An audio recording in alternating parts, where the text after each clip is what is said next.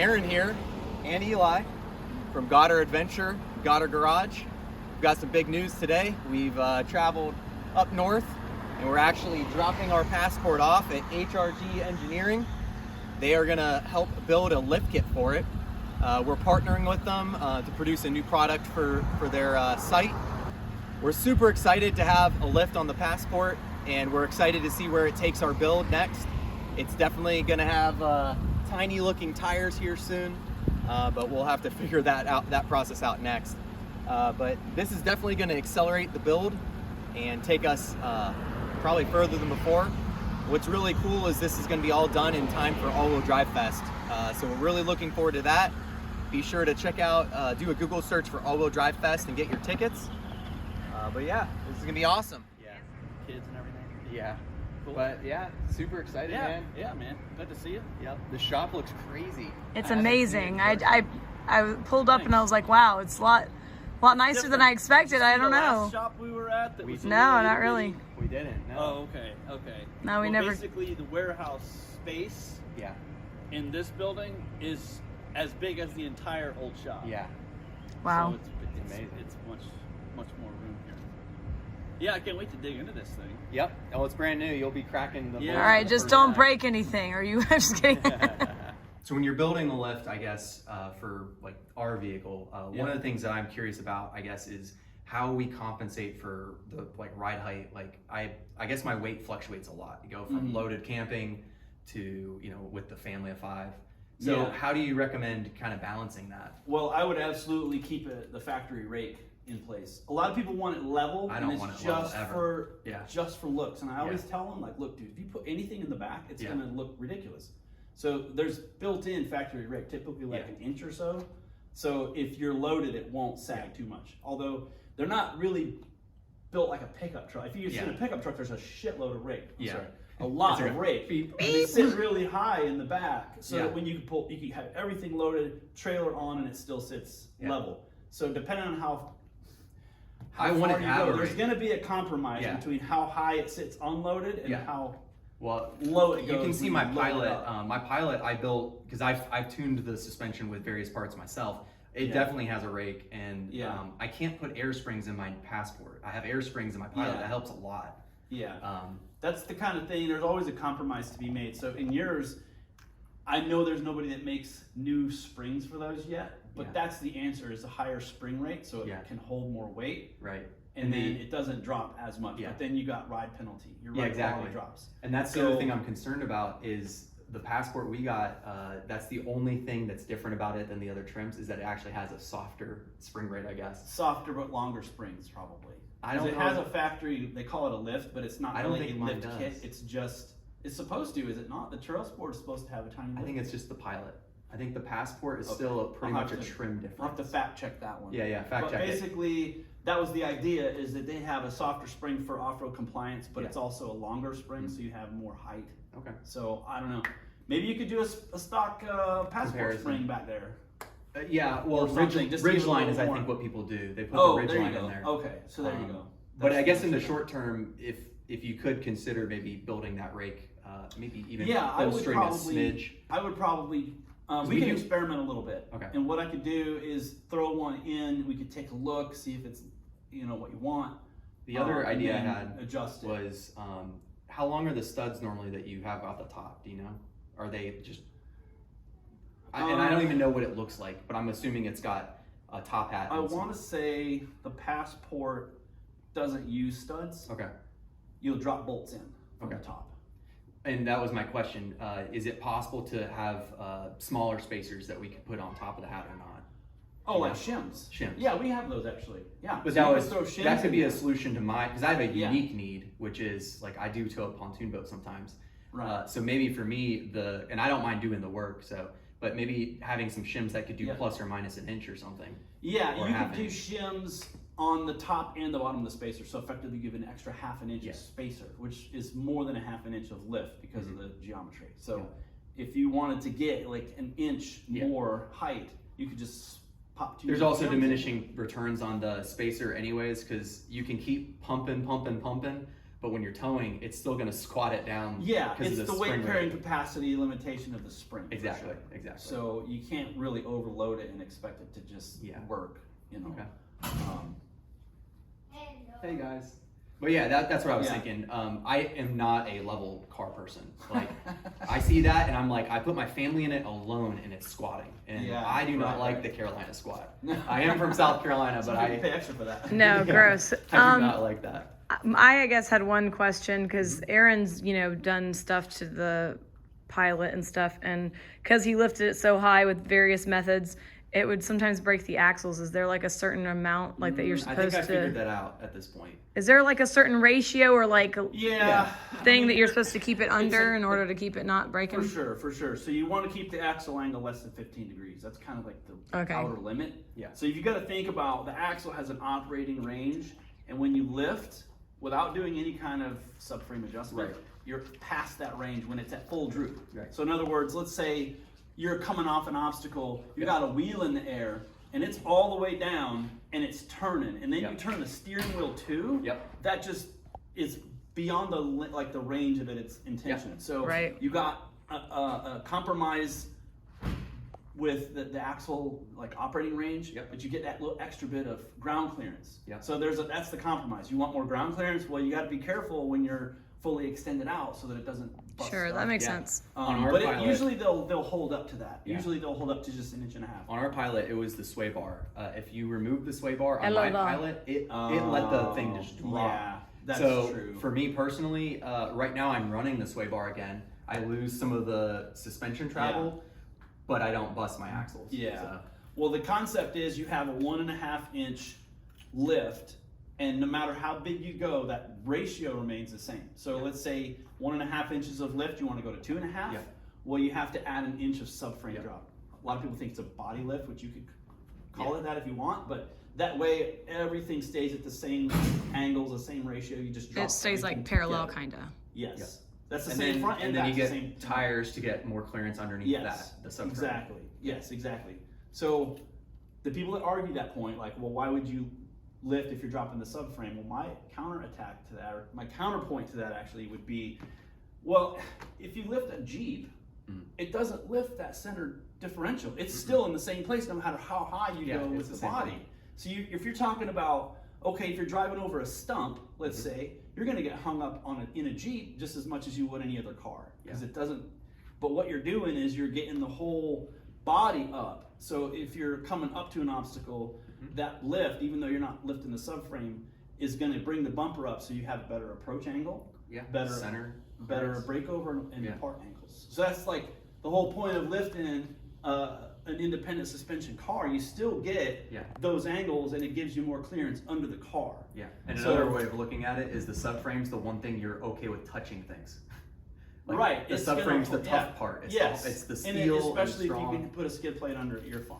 Right. So you'll go over stuff. But typically, if you're going over an obstacle, your tires pick pick everything up over it. So you're not like, unless you're straddling a big rock or something. But even then, you still got 1.5 inches by itself. By the time you put bigger tires on, you're talking about 2.5 to 3 inches more clearance under the center of the car. So you're getting a lot more capability, even though it's still For sure. independent. And there's this like magic threshold, which I've always assumed just is that diff height clearance of the average truck. When you start getting past it or at it, you're like, wait, I can go over most things on this trail, with the exception of like rock crawling moments and stuff. But you're like, wait, I can clear all this. It's because all the other trucks have knocked everything down with their diffs. True. Yeah, and that's like the point. Like the center diff hanging down in a Jeep has never hindered a Jeep driver. Like that's not the point, They're like, you got a subframe hanging down, but it's not going to get in the way because you pick a line, hopefully, that you get over stuff. But and then obviously you can put bigger tires on. So if you have a lift, you can go 1 to 2 inches bigger, and that gives you that lift as well. So that's the point of lifting a. You can look at the Subarus with their stock lift, because we've been doing it at all-wheel drive fest and stuff. Wilderness. The Wilderness. And I forget what the total. What is it? 9? Is it 9.5? 9? It's a lot. It's pretty strong for. Well, my point was whatever that is vehicle. enough for URI. It just is. Right. With their clearance angles and stuff, they're fine. Yeah, you get over most stuff. You still bottom out in the center sometimes, but it's in the approach angle's not that not that great. But you know, if you're straddling something, easy. Yeah. So you know, you're still doing good. I think you should start up that podcast. You got plenty to talk about. I mean, it's a you got a lot of knowledge to share. People get a lot of pushback on these lift kits. They're like, well, why would you lift a Passport? It's just a regular car. But like, dude, people lift Jeeps all day long and they never get them dirty. Yeah, they never go off road. So it's not always about the functionality of lifting. It's sometimes just about the look. A lot of people want. I think it's more than that. So for me, but that's for some people, that's what they do. They want it to look. We just bought this Passport, and I looked at all the other vehicles on the market. I really did, and I'm not gonna lie, I am a bit of a Honda fan at this point. I only own Hondas at the moment, but I would have made the jump to a Tundra or something else if I thought it tackled everything that I need. But the reality is the Hondas are nimble on the trail and also nimble on the road. Yes. And and the breakover angles for a lot of those cars were like the wheelbase was wider. But most of the places we're going in like I drive thousands of miles. And when I'm driving in my Honda, like the Pilot and the Passport, it is thousands of miles of very good comfort and control and safety. And that is not something you can say about a Jeep. If you've ever spent an extended amount of time in a Wrangler behind the wheel, it's punishment. Yeah. You know, you can go different places off road, but it's punishment if you're just driving on the street. Yeah. I also get the comment all the time when we're off-roading. When I air down with my Hondas and I'm going on the trail, all the true trucks, they're like, guys, slow down, you're killing me. Because they're up there, they're on the car, like it rides so rough. And we're just floating over it. That's the way to go. You go faster. The faster you go, the smoother it is. Yeah, but even going slow with the tires that I have on the Pilot and the suspension, I mean, it just floats. Yeah, that's what you want. It feels so nice. Yeah. But there's downsides too. We're not saying there aren't downsides. Yeah, the biggest downside, not having low range. Yeah. So you can't creep over stuff. You have to either go fast or brake check it and try to bounce over it. But I think it makes you a better driver, because if you're not having that luxury of just putting it in the low range and you can just kind of let the car do the work, that means you got to do the work. Yeah. So you have to like pick the line. You have to make sure you can keep the car level as much as you can to keep the tires on the ground. So there's a lot of skill involved. We've also noticed another correlation when we're at All-Wheel Drive Festival. The Hondas, every single person has a grin that's from ear to ear, and all the built rigs are like, yeah, you ever see people in the Jeep, they're always frowning. Yeah, and the side-by-sides, they're never smiling.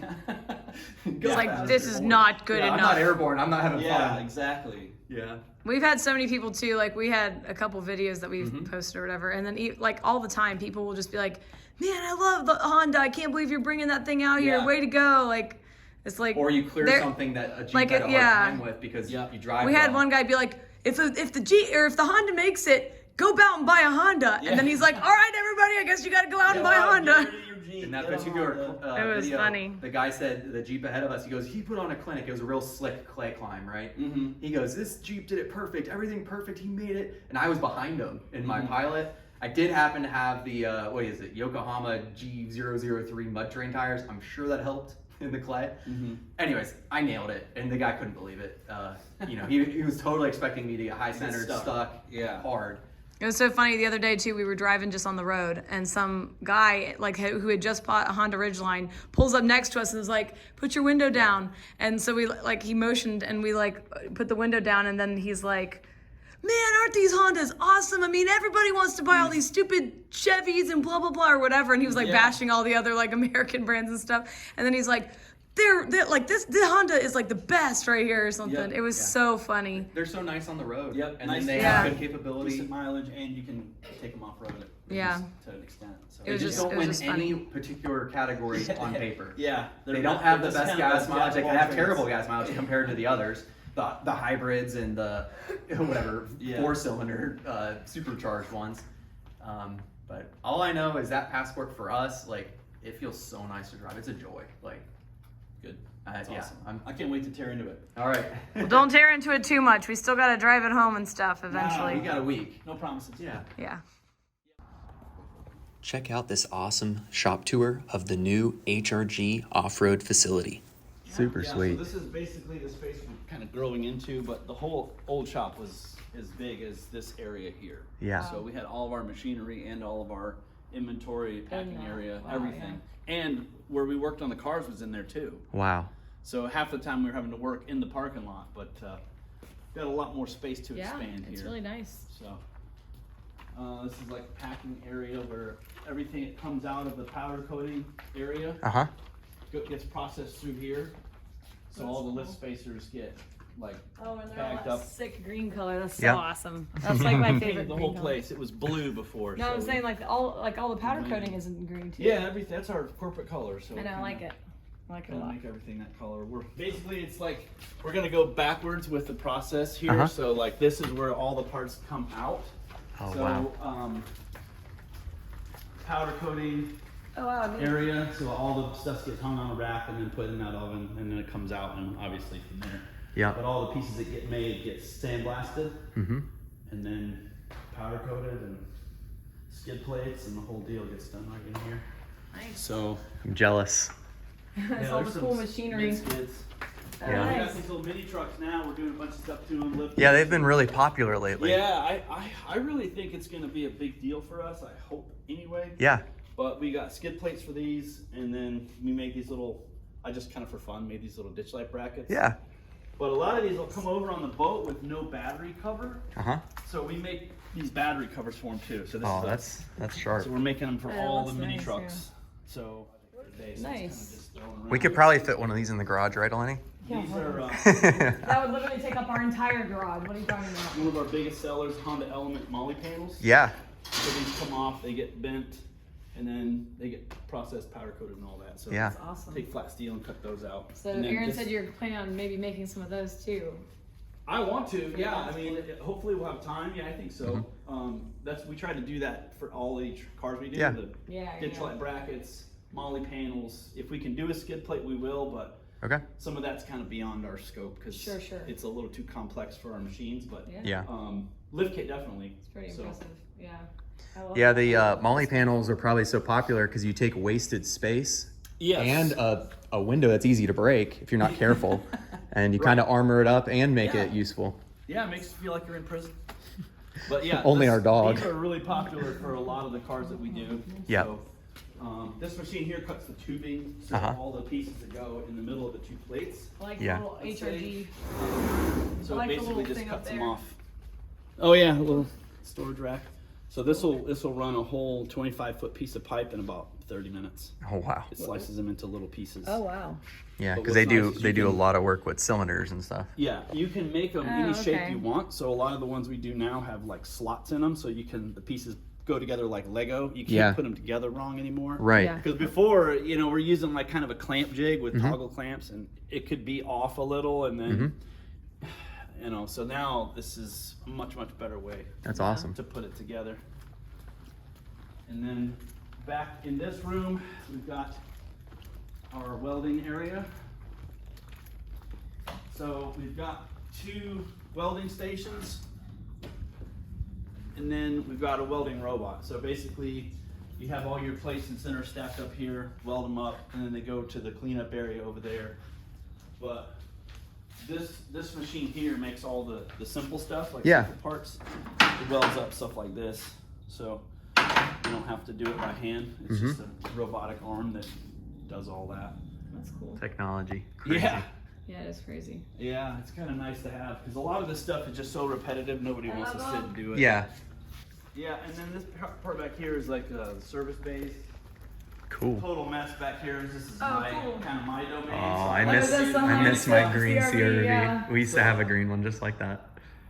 It was rusty. Yeah, so this one's got our newest version of the Beast kit on it. Oh yeah. Wow. We're So that's what testing it's it gonna with look like. different- That's how much taller it's gonna be. This has got a 6-inch lift. So I Wow. don't know if yours will be as tall, Nah. but also it has 31s. Yeah. Oh my gosh. And these came with 26s. Yeah. So you're talking about 3 inches of lift almost. That's just so from tall. It's like Yeah. as tall as the pilot. Tires. Yeah. Yeah. She's No, I mean, Maybe Eleni, taller. It might be Eleni, look at taller. the center of It that. might be taller than the pilot. No, that's way taller, Eleni. That's like double.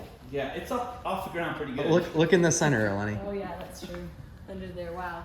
You know, the one thing I always bashed this year model for was that gas tank, but it's not an issue anymore. Yeah, the gas tank has like a little bar that's supposed to protect it. Yeah. Which doesn't, I'm sure doesn't do anything, but the gas tank's plastic, so. Well, and they had it down like, what was it, like 4 inches lower than everything else. It was Yeah. but now it's The Element again. has the same problem. Yep.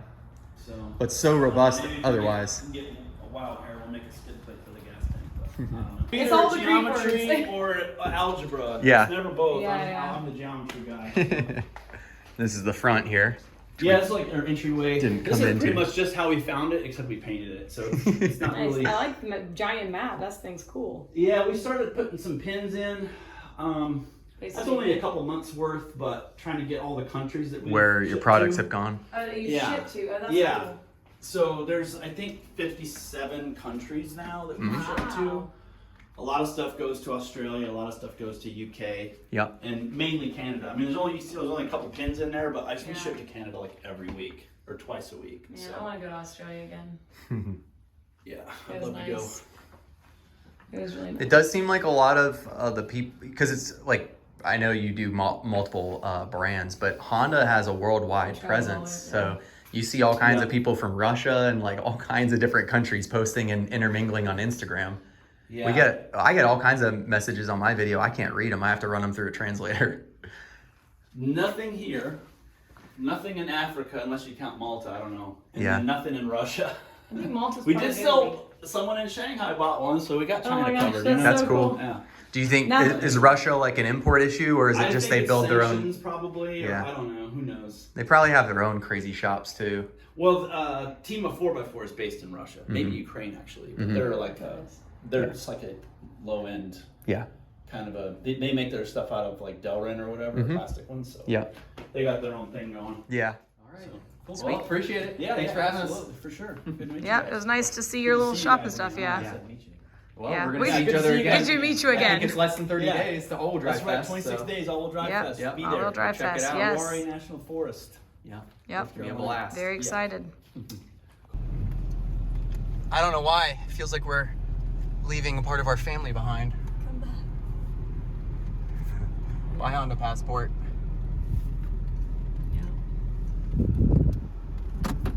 Ugh. Power steering is not working so hot for the Pilot right now. Cool.